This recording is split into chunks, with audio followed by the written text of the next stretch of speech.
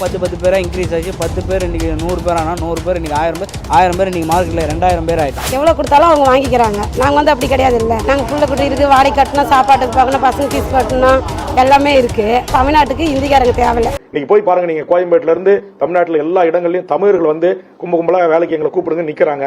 ஆனா இங்க இருக்கிற தமிழ் முதலாளிகள் என்ன செய்யறாங்க, தமிழனுக்கு ரைட் எல்லாம் 500 கேட்பான், 700 கேட்பான், போதுமான ஊதியத்தை கேட்பாங்க. அவனை கூப்பிடாம அவங்க அப்படியே உட்காந்து கிடக்குறாங்க. வட இந்திக்காரன் தமிழனுக்கு 1000 ரூபாய் கேட்டா வட இந்திக்காரனுக்கு 600 ரூபாய் கொடுத்தா போதும், அவனை வேனை வச்சு கூட்டு போறாங்க.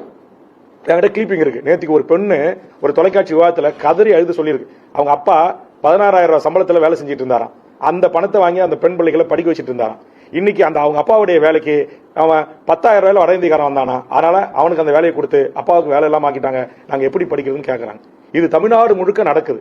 ஆக இதையெல்லாம் ஆளுகின்ற அரசு, அமைச்சரவை ஏதோ அப்படின்ற மாதிரி கடந்து போறாங்க. இது எதிர்காலத்துல இது மிகப்பெரிய பிரச்சனையாக உருவெடுக்கும். இன்னைக்கு நீங்க பாருங்க, பத்திரிகை நண்பர்களுக்கு தெரியும், ஒவ்வொரு நாளும் நடைபெறுகின்ற கொலை, கொள்ளை, வழிபறி, திருட்டு, கற்பழிப்புல வட இந்தியர்களுடைய பங்கு பெரும் பங்கு இருக்குது. தமிழ்நாடு சட்ட ஒழுங்கு, காவல்துறை, உளவுத்துறை விழிபிதுங்கி நின்று கொண்டிருக்கிறது. இந்த வடவர்களுடைய கொட்டத்தை அடக்க முடியாமல் தவித்துக் கொண்டிருக்கிறது. அதற்காக தான் அவன் குற்ற பின்னணி உள்ளவனா, திருட்டு வழக்கு உள்ளவனா, கற்பழிப்பு வழக்கு உள்ளவனா, யார் தமிழ்நாட்டுக்கு உள்ளே நுழைகிறார், வந்த வேலை என்ன, அந்த வேலை முடிஞ்சிச்சா, அவன் தன்னுடைய தாய் மண்ணுக்கு திரும்புகிறானா என்பதையெல்லாம் உறுதி செய்கின்ற ஒரு சட்டம் வேண்டும் என்பதுதான் தமிழக வாழ்வுரிமை கட்சியின் கோரிக்கை.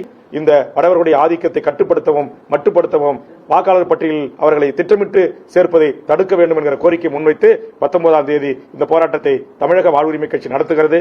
இந்த அறிவிப்பை உங்களுக்கு முறையாக அறிவிப்பதற்காகத்தான் உங்கள் அனைவரையும் நான் அழைத்திருக்கிறேன்.